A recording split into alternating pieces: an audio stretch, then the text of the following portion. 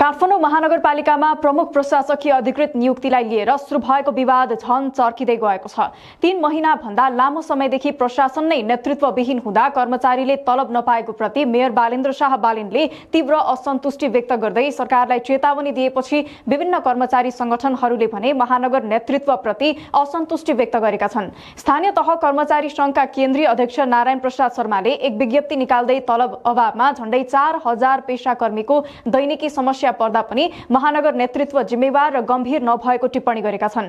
Mayor बालेनको गतिविधि लक्षित गर्दै विज्ञप्तिमा भनिएको छ, सम्बन्धित पक्षसँग समन्वयात्मक तवरले समस्याको निकासको लागि पहल गर्नुपर्नेमा झनै समस्या लम्ब्याउने तवरले सामाजिक सञ्जालको माध्यमबाट उच्छृङ्खल, अवांछित एवं उत्तेजित शब्दावली प्रयोग गरी थप समस्याको सिर्जना गर्न उद्यत देखिनुले समस्या हल गर्नतर्फ होइन, आफ्नो दम्भ प्रदर्शन गर्नतर्फ अग्रसर देखिन्छ।